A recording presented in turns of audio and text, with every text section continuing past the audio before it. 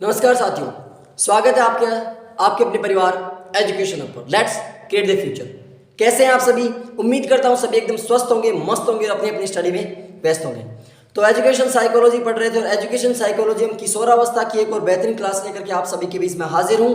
फटाफट जुड़ जाइए और अपने दोस्तों के साथ भी अपने इसको क्लास को शेयर कर दीजिए। चैनल पे यदि आप नए हैं तो उसको सब्सक्राइब करके बेल आइकन को प्रेस कर लीजिए और वीडियो को लाइक करें और शेयर करें। चलिए करते हैं हम किशोरावस्था की शुरुआत। किशोरावस्था से पहले मैंने आपको बताया कल की क्लास में हम किशोरावस्था के बारे में कुछ पढ़ रहे थे। उसमें मैंने कुछ आपको पहले किशोरावस्था के बारे में बताया, फिर मैंने किशोरावस्था के कुछ उपनाम बताए थे। मैंने कहा था कि कल की क्लास में अपने उपनाम लेंगे।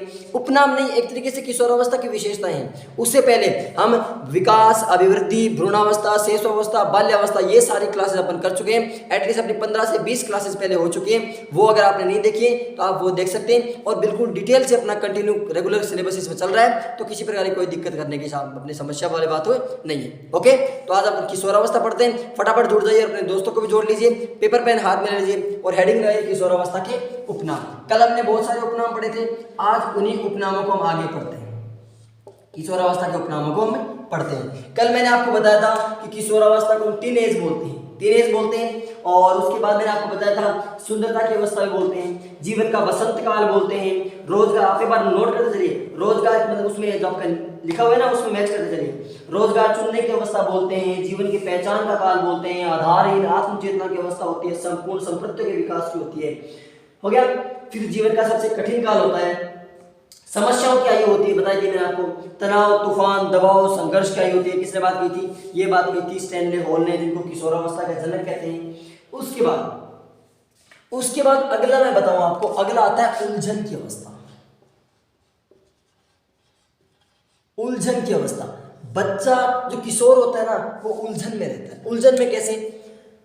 हर तरीके की समस्या या उलझन बोल सकते हैं। समस्या क्या बोल सकते हैं कि रोजगार नहीं मिला उसको, रोजगार की चिंता, पढ़ाई में अच्छा स्कोर नहीं करा है उसकी चिंता, कोई बाबू सोना नाराज हो गया उसकी चिंता, घर वाले नाराज हो गए उनकी चिंता, समाज से क्या होता है उनकी चिंता, शारीरिक परिवर्तन हो रहे उनकी चिंता, मानसिक परिवर्तन हो रहे उनकी चिंता, संवेगात्मक विकास नहीं हो रहा है उनकी चिंता, खुद के मतलब खुद से नहीं हो रहा है उनकी चिंता। यानी सभी बातों में उलझा हुआ रहता है। तो किशोर में क्या होती है? उलझन की जो किशोरावस्था होती है ये उलझन की अवस्था होती है। इसमें बच्चा खुद जो किशोर होता है वो पजल रहता है, मतलब बहुत सारी उलझनों से घिरा हुआ रहता है। समस्याओं की बोल दीजिए या फिर उलझन की अवस्था बोल दीजिए। उसके बाद अगला मैं आपको बताऊं तार्किक चिंतन की अवस्था। तार्किक, इसी के साथ में एक और बात बोल दूं, अमूर्त चिंतन की अवस्था। तार्किक और अमूर्त चिंतन की अवस्था होती है।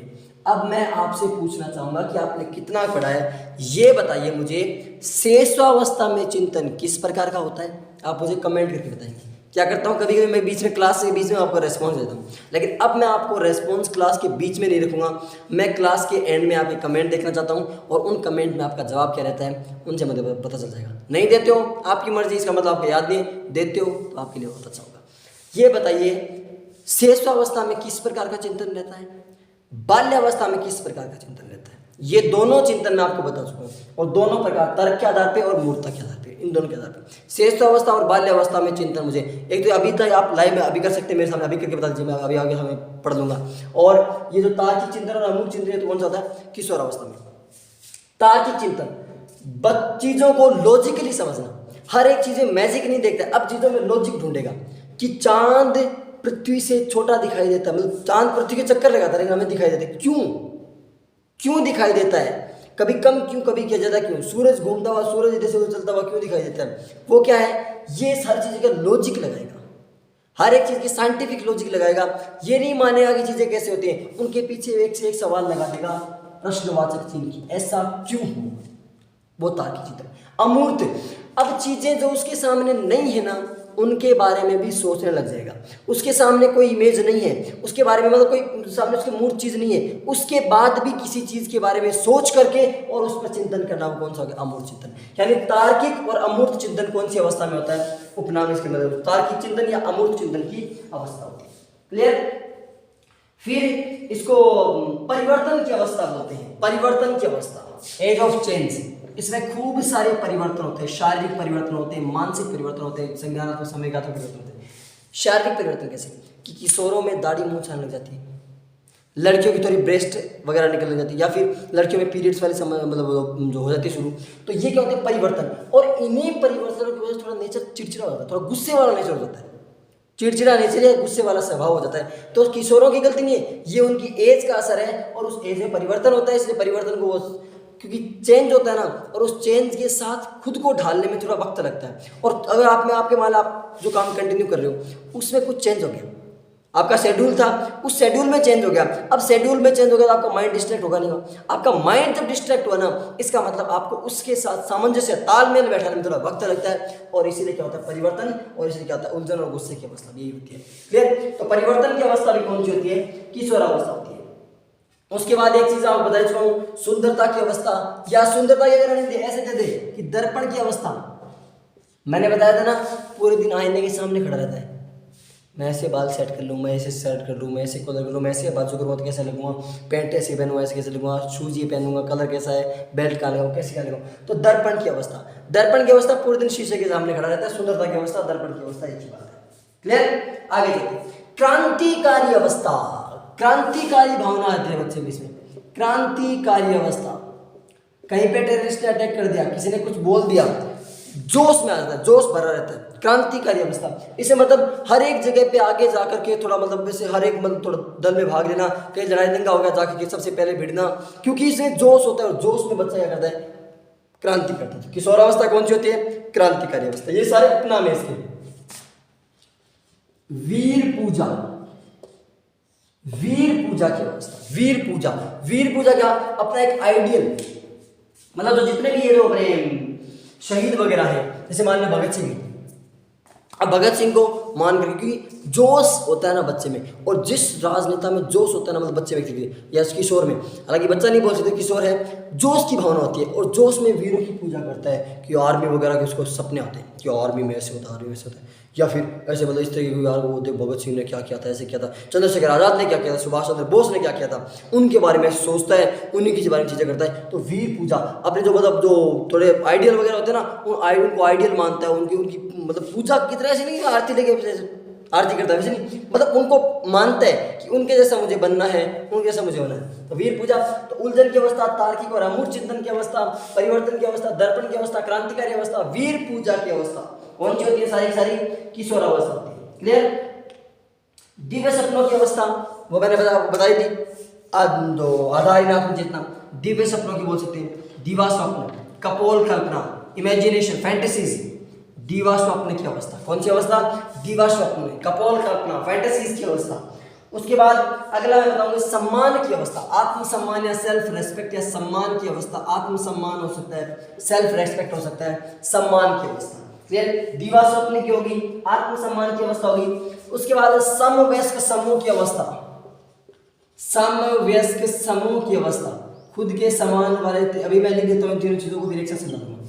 समवयस्क, दिवा स्वप्न, आधारहीन आत्मचेतना, जिसके बारे में मैंने कल आपसे बात की थी, दिवा स्वप्न, फैंटेसीज मतलब इमेजिनेशन करता रहता है, इमेजिनेशन का आधार कुछ नहीं है, कपोल कल्पनाएं करता है दिमाग में, मैं ऐसा कर लूं, वैसा कर लूं, वैसा कर लूं, जबकि बैकग्राउंड हकीकत उसकी कुछ नहीं है, ग्राउंड वर्क जीरो है। तो दिवा स्वप्न किसको बोलते हैं? फैंटेसीज, कपोल कल्पनाएं, फैंटेसीज। सम्मान की अवस्था, आत्मसम्मान, सेल्फ रेस्पेक्ट, इसको सम्मान से ज्यादा अगर आत्मसम्मान लिखूं ना वो ज्यादा अच्छा रहेगा। सेल्फ रेस्पेक्ट, खुद की एक रेस्पेक्ट होती है कि मुझे ये करना है, मुझे ऐसा क्यों, मान लीजिए किसी ने कोई आपकी भावना को ठेस पहुंचा है तो आपको थोड़ा यहाँ फील होगा, सेल्फ रेस्पेक्ट होती है आपकी, आप कहीं जाते हो आपका सम्मान होता है, क्योंकि आप में अगर मैनर से आपका सम्मान होता है, आप में अगर मैनर से नहीं तो आपका अपमान भी होता है। तो सेल्फ रेस्पेक्ट की अवस्था। उसके बाद समवयस्क समूह की, अपने समान एज वाले, समवयस्क खुद के समान एज वालों के साथ रहता है, तो समवयस्क समूह की अवस्था, समवयस्क समूह की अवस्था। अगला क्वेश्चन मेरा ये है, समूह पूर्व अवस्था कौन सी होती है, समूह की अवस्था कौन सी होती है, बताइए। समवयस्क समूह कौन सा? कि अपने साथ वाले जितने अपनी एज हैं, हम उम्र हैं, सिबलिंग्स जो हैं, उनके अवस्था में रहना, उनके ग्रुप में रहना, वो कौन सी होती है? समवयस्क समूह की अवस्था भी कौन सी होती है?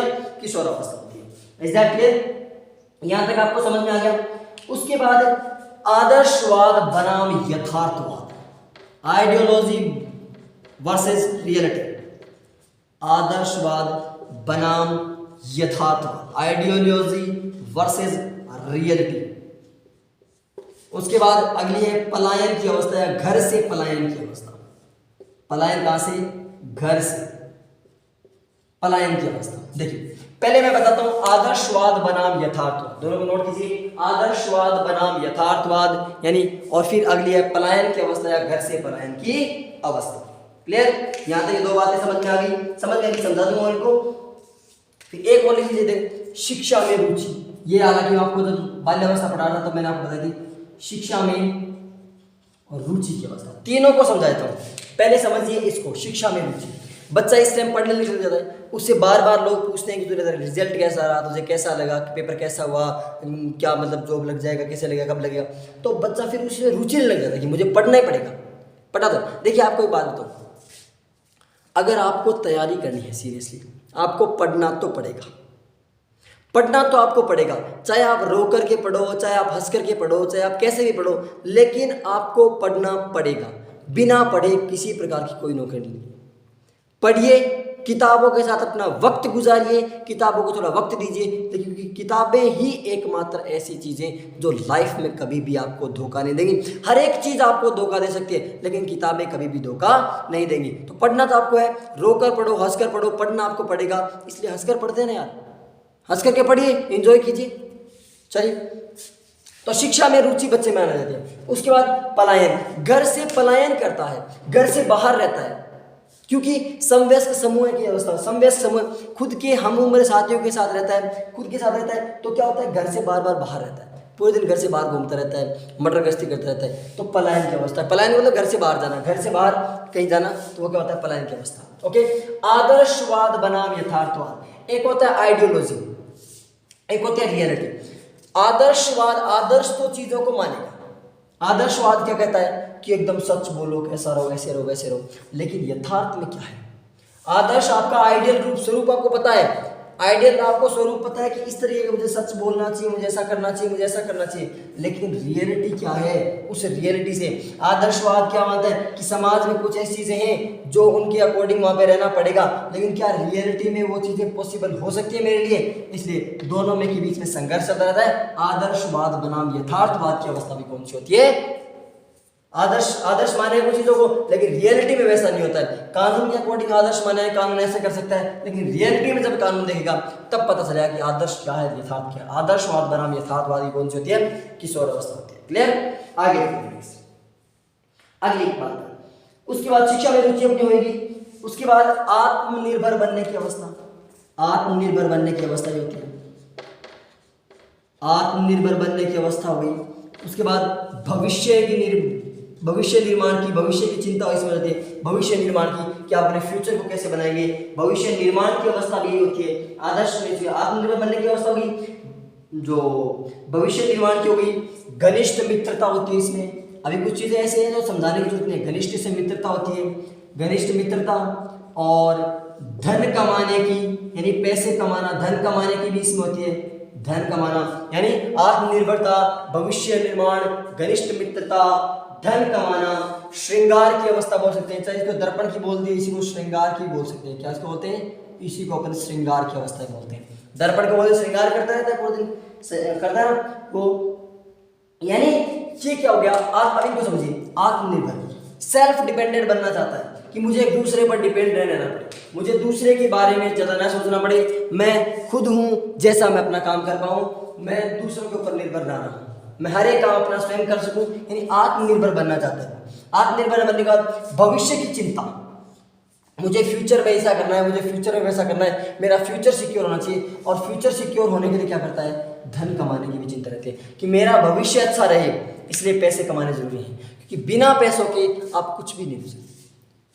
आपको अगर फ्यूचर अपना सिक्योर करना है तो आपके पैसे तो कमाने पड़ेंगे, क्योंकि without money there is no any honey. Okay, उसके बाद घनिष्ठ मित्रता, आपकी जो फ्रेंडशिप होगी वो काफी अच्छी होगी।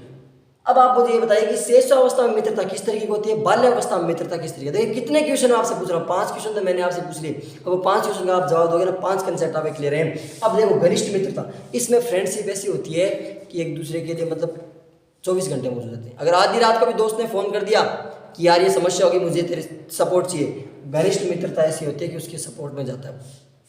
चाहे घर वाले कुछ ही बोले लेकिन वहां जाता है। तो मित्रता घनिष्ठ होती है, यानी किशोरावस्था उलझन की अवस्था, तार्किक अमूर्त चिंतन की अवस्था, परिवर्तन की अवस्था, दर्पण की अवस्था, क्रांतिकारी अवस्था, वीर पूजा की अवस्था, दीवा स्वप्न, आत्मसम्मान, सम्यस्त हुए, आदर्शवाद बनाम यथार्थवाद, पलायन की अवस्था, शिक्षा में रुचि की अवस्था, आत्मनिर्भरता की अवस्था, भविष्य की चिंता, घनिष्ठ मित्रता की अवस्था और श्रृंगार की आयु, धन कमाने की अवस्था, टीनेज इसको बोलते हैं।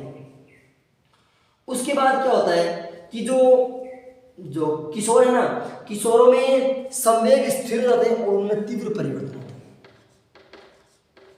किशोरों में संवेग स्थिर होते हैं और उन संवेगों में परिवर्तन कैसा होता है? तीव्र परिवर्तन, यानी आपके इमोशंस तो स्थिर हो जाते हैं लेकिन उन इमोशंस में चेंजेस बहुत होते हैं, तीव्र फटाफट उनमें चेंज होते हैं। तो संवेगों की स्थिरता भी इसमें होती है और तीव्र परिवर्तन होता है। अब किशोर क्या करते हैं? किशोर ईश्वर को तो मानते हैं,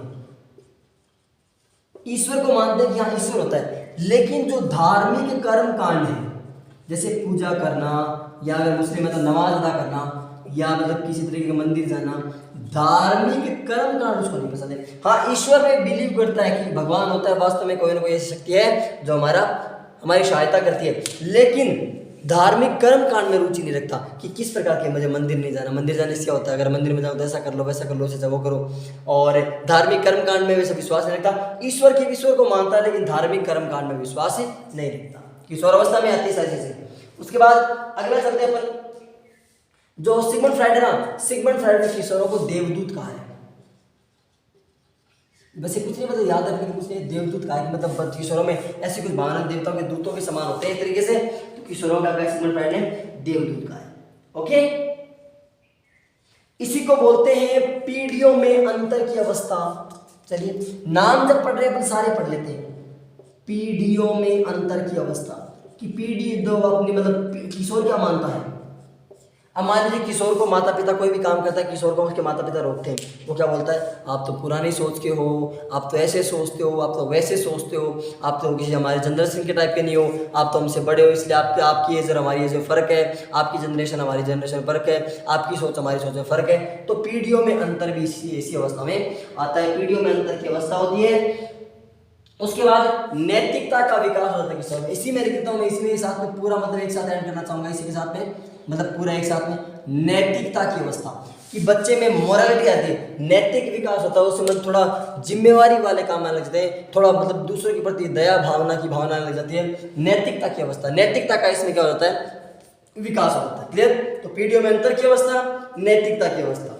देवदूत किसने कहा है? देवदूत कहा है सिगमंड फ्राइड ने। सिगमंड फ्राइड ने। जब आपको मनोलैंगिक विकास पढ़ाऊंगा तब बताऊंगा सिगमंड फ्राइड चीज क्या है। ओके, नैतिकता की अवस्था। उसके बाद किशोरावस्था की सबसे बड़ी विशेषता होती है रचनात्मकता। किशोरावस्था की सबसे बड़ी विशेषता क्या होती है? रचनात्मकता, क्रिएटिविटी। किशोर क्रिएटिव बहुत होते हैं, किशोर बहुत क्रिएटिव होते हैं, बहुत तरीके की रचनात्मकता होती है। किशोर खूब सारी मतलब ऐसे अलग अलग उनके पास आइडिया होते हैं। आपने देखा होगा जितने भी मतलब नए नए आविष्कार वगैरह होते हैं ना, वो सारे करते कौन है? वो सारे इसी एडल्ट एज वाले करते हैं। कौन सी? जो 12 से 18 वर्ष वाले हैं, ये ज़्यादा करते हैं। हालांकि छोटे बच्चे भी करते हैं लेकिन इनका माइंड बहुत शार्प होता है। हैकिंग वगैरह काम होते हैं, कई बार हैकिंग होते हैं ना, हैकर्स वगैरह, ये काम भी किशोर ज़्यादा करते हैं। क्यों? या फिर जो फ्रॉड वगैरह जितने ऑनलाइन जो अपने फ्रॉड होते हैं बैंकिंग से संबंधित, पैसों से संबंधित, वो सारे किशोरों के होते हैं। तो रचनात्मकता बहुत होती है इनमें। हालांकि कुछ ये रचनात्मकता सही पॉजिटिव तरीके से होती है, कुछ की रचनात्मकता नेगेटिव तरीके से। तो किशोरों में क्या होती है? रचनात्मकता अधिक होती है। किशोरों में क्या होती है? रचनात्मकता अधिक होती है। उसके बाद किशोरों का व्यक्तित्व क्या होता है? अस्पष्ट। उन्हें ये नहीं पता कि मेरी पर्सनैलिटी कौन सी है। आज सलमान खान को देखा कि मैं तो सलमान की तरह बॉडी बिल्डर बनूंगा, ऐसे यूं करके चलते हैं 3 दिन तक। फिर देखा सलमान खान की तरह नहीं, फिर मान लो किसी मतलब आइडल को देखा, भगत सिंह देखा कि यार भगत सिंह की तरह मुझे क्रांतिकारी बनना है। तो उनकी अस्पष्ट, उनके पर्सनैलिटी का नहीं पता किस तरीके की पर्सनैलिटी रखेंगे। अस्पष्ट व्यक्तित्व होता है किशोरों का। कैसा होता है? अस्पष्ट व्यक्तित्व। क्लियर? तो किशोरों में रचनात्मकता सबसे ज्यादा अधिक इनका गुण होता है और किशोरों का व्यक्तित्व कैसा होता है? अस्पष्ट होता है। किशोरों के समय में आ जाता है। उसके बाद किशोरों में अपराध प्रवृत्ति की भावना आती है, क्योंकि किशोर बताया ना कपोल कल्पनाएं करते हैं और कपोल कल्पनाओं में कल्चर जल्दी क्या करते हैं, इन्हें बहुत सारी गंदी लत लग जाती है और गंदी आते हैं। जैसे मान लीजिए किसी में स्मोकिंग की, ड्रिंकिंग की लत लगी, अब घर वाले तो पैसे देंगे नहीं उनको। किसी किशोर में, और यही होती है किशोरावस्था, ये ऐसी है जिसमें ये सारी जितनी भी गलत लत होती है वो लगती है। किसी में स्मोकिंग की, किसी में जुआ खेलने की ऐसी लत लगी, अब घर वाले तो रोज पैसे देंगे नहीं, अब उसके लिए पैसे चाहिए, पैसे आएंगे नहीं, पैसे नहीं आएंगे तो कहाँ से करेगा, चोरी करेगा, किसी को मार काट करेगा, कुछ लड़ाई झगड़ा करेगा या कुछ करेगा ऐसे।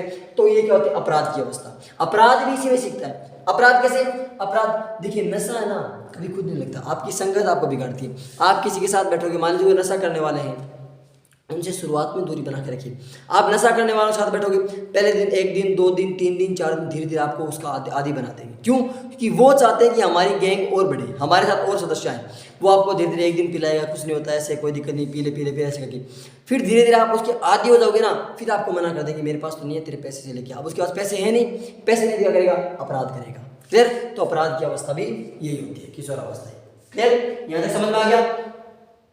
उसके बाद नेतृत्व क्षमता का विकास, ये लिखता मैं, लीडरशिप करने का, नेता बनने का भाव कब जागृत होता है, बाल्यावस्था में। बताया आपको क्लास का मॉनिटर बनना है, लेकिन नेतृत्व क्षमता कौन सी बात है, इसमें समवयस्क समूह का सक्रिय सदस्य बन जाता है। मैंने आपको बताया था ना, समवयस्क समूह का सदस्य बनना कौन से में होता है, समवयस्क समूह का सदस्य ये बन जाता है बाल्यावस्था में, लेकिन इसका सक्रिय सदस्य, एक्टिव मेंबर, हर एक एक्टिविटी में भाग लेना, सक्रिय सदस्य कब बनता है, किशोरावस्था में। नेतृत्व की भावना, इसमें हर एक चीज को लीड करने की, मान लीजिए कहीं पे कोई मीटिंग हो रही है, आगे जाकर के खुद कमरे से भाषण देना, आगे जाकर के टीम को लीड करना, सबको गाइड करना, सबको इसके बांध के रखना। तो किशोरों में क्या होते हैं, नेतृत्व की भावना होती है। कैसी भावना होती है, नेतृत्व की भावना। क्लियर? ये किशोरावस्था के बहुत सारे कुछ उपनाम थे। और एक चीज और बताऊं आपको, किशोरों में क्या होता है, एक होता है दिखावटीपन। क्या होता है किशोरों में, एक होता है दिखावटीपन। फिर इसके बाद एक साथ सारे आपको बता दूंगा। देखो पूरा आज तो बोर्ड ऐसे लग रहा है, ऐसे पता नहीं क्यों यही करवाया, दिखावटीपन, शो ऑफ करते जाए लोग कि मतलब हकीकत में कुछ नहीं हो, चाहे शाम को चाय के साथ रोटी खा के सोता हो, लेकिन बताएगा कल तो यार उस होटल में गया और वहां जाकर ऐसे ऐसे मैंने ऐसा काम किया, यानी दिखावटीपन, शो ऑफ करने की दिक्कत होती है। अब चलिए एक एक चीज को दोबारा बताते हैं। किशोरों में उलझन की अवस्था होती है, बता दें आप, उलझन की अवस्था है, तार्किक और अमूर्त चिंतन की अवस्था है किशोरावस्था, परिवर्तन की अवस्था है, दर्पण की अवस्था, श्रृंगार की अवस्था है, बताया था आपको, दर्पण की अवस्था, श्रृंगार की अवस्था है, क्रांतिकारी अवस्था है किशोरावस्था, क्रांतिकारी अवस्था है, वीर पूजा की अवस्था है, नैतिकता की अवस्था है, अपराध परिवर्तन मतलब अपराध करने की प्रवृत्ति इसमें आती है, नेतृत्व का विकास, नेतृत्व की भावना, सक्रिय सदस्य बन जाता है, अपने समवयस्क समूह का क्या बनता है, सक्रिय, दीवा स्वप्न, फैंटेसीज, कपोल कल्पनाएं करता है, आत्मसम्मान की अवस्था, सेल्फ रेस्पेक्ट की अवस्था ये होती है, समवयस्क समूह के सक्रिय सदस्य बन जाता है। इसमें किशोरों का सबसे ज्यादा गुण कौन सा होता है, रचनात्मकता, क्रिएटिव आइडियाज लेके आते हैं। किशोर बहुत क्रिएटिव होते हैं, बहुत सारी चीजों में क्रिएटिव, इनका माइंड फास्ट चलता है। आदर्शवाद बनाम यथार्थवाद में उलझे रहते हैं कि आइडियल तो इस चीज का ये है, लेकिन रियलिटी इस चीज की ये है। घर से पलायन, घर से बाहर रहते हैं पूरे दिन, आप भी किशोर कहीं होंगे तो आप भी किशोर होंगे, घर से बाहर रहते हैं ज्यादातर। शिक्षा में रुचि इनकी लगी रही, क्योंकि शिक्षा में रुचि क्यों लगी, क्योंकि बार बार इनसे पूछते हैं कि तेरा रिजल्ट कैसा रहा, तुझे कैसा लगा, कैसे वो सब पूछे तो पूछते हैं, उसकी शिक्षा में रुचि रहती है। उसके बाद आत्मनिर्भर बनने की, खुद मतलब कि अपना काम, हर एक काम स्वयं करे, तो आत्मनिर्भर बनने की, भविष्य की चिंता रहती है कि मुझे अपना फ्यूचर सेट करना है, मुझे अपना भविष्य बनाना है, और भविष्य बनाने के लिए किसकी चिंता रहती है, धन कमाने की, मुझे बहुत सारे पैसे कमाने हैं। क्लियर? घनिष्ठ मित्रता, अपनी फ्रेंडशिप होती है, उसके लिए बंदा कुछ भी कर सकता है, फ्रेंडशिप इतनी मजबूत होती है। घनिष्ठ मित्रता, संवेगों में स्थिरता आ जाती है, संवेगों में स्थिरता आ जाती है, लेकिन परिवर्तन कैसे होता है, संवेगों में तेज, परिवर्तन संवेगों में तेज होता है, कभी इमोशनली मतलब ज्यादा थोड़ा वीक हो जाता है, कभी इमोशनली स्ट्रॉन्ग हो जाता है। तो संवेगों में स्थिरता रहती है, लेकिन तीव्र परिवर्तन होता है। ईश्वर में विश्वास रखता है, लेकिन धार्मिक कर्म कांडों में विश्वास नहीं रखता। ईश्वर को मानता है कि हाँ कोई ऐसी शक्ति होती है, भगवान वगैरह होते हैं, लेकिन मंदिर जाना, पूजा करना, ऐसे करना, वैसे करना, इन चीजों में विश्वास नहीं रखता। ईश्वर में विश्वास रखता है, लेकिन धार्मिक कर्म कांडों में विश्वास नहीं रखता। अस्पष्ट व्यक्तित्व होता है कि मतलब खुद का ये नहीं पता क्या मतलब किस तरीके का है, अस्पष्ट व्यक्तित्व होता है। दिखावटीपन ज्यादा होता है, हर एक चीज को शो ऑफ करने का, जैसे खुद के पास खाने के पैसे नहीं हो तो फिर भी दिखाता है, मतलब पता नहीं कितना बड़ा करोड़पति हूँ। पीढ़ियों में अंतर की बात करता है, कैसे कि पापा आप तो पुरानी सोच के हो, मैं तो नई सोच का हूँ, मैं युवा हूँ, मैं ये कर दूंगा। पीढ़ियों में अंतर की बात करता है। ये सर किशोरों को सिग्मंड फ्राइड देवदूत का है। ये सारी किशोरावस्था के उपनाम थे। हमने 2 क्लासेस में, कल की क्लास में किशोरावस्था के बारे में कुछ पढ़ा था, फिर किशोरावस्था के हमने उपनाम देखे थे। आज की क्लास में फिर हमने किशोरावस्था के कुछ उपनाम देखे। अब हमारे किशोरावस्था के उपनाम पूरे हो गए। अब अगली क्लास में क्या चलाएंगे, अगली क्लास में हम पढ़ेंगे किशोरावस्था की विशेषताएं। बाल्यावस्था की अपनी 4 क्लासेस हुई थी, श्रेष्ठावस्था की अपनी 3 क्लासेस हुई थी, और अब किशोरावस्था की शायद 3 या 4 क्लासेस ही होंगी। 2 तो होगी ना, 2 या 3 हो सकता है, किशोरावस्था की 5 भी हो जाएंगी क्योंकि किशोरावस्था काफी बड़ी है। अभी किशोरावस्था की विशेषताएं पढ़ेंगे, शायद 2 क्लासेस तो विशेषताओं में लग जाएंगी। तो ज्यादा फास्ट नहीं चल रहे अपन, लेकिन धीरे भी नहीं चल रहे, कम समय में अधिक से अधिक ज्ञान अपन अर्जित कर रहे हैं। ओके, तो आज की क्लास में हमने किशोरावस्था के उपनाम पूरे कर लिए। समझ में आ गए होंगे। आई थिंक क्लास आपको अच्छी लग रही होगी। अच्छी लग रही है तो आप वीडियो को लाइक कीजिए, और यदि आपने अपने दोस्तों के साथ अब तक इसको शेयर नहीं किया तो शेयर कीजिए, और फिक्स शेड्यूल बना लीजिए कि डेली शाम को 8:30 लाइव जुड़ना है तो जुड़ना है। आधे घंटे की बात, 8:30 से 9 बजे तक आधा घंटा अपना टाइम दे दीजिए। क्या दीजिए, और 8:30 का टाइम इसलिए रखा है मैंने क्योंकि इस टाइम खाना पीना करके आप बिल्कुल फ्री रहते हो। इस टाइम खाना पीना करके आप बिल्कुल फ्री रहते हो, तो फ्री टाइम में आराम से आप देख सकते हो। 8:30 से 9 पढ़िए, फिर उसके बाद आधे घंटे इसके नोट्स बनाए, एक बार रिवीजन कर लीजिए, आराम से क्लास की तैयारी हो जाएगी। क्लियर? ओके, तो और अपने दोस्तों के साथ इसको शेयर कीजिए। चैनल पे यदि आप नए हैं तो इसको सब्सक्राइब करके बेल आइकन जरूर प्रेस करना। मिलते हैं अगली क्लास में, तब तक के लिए जय हिंद, जय Bharat, and thank you for watching.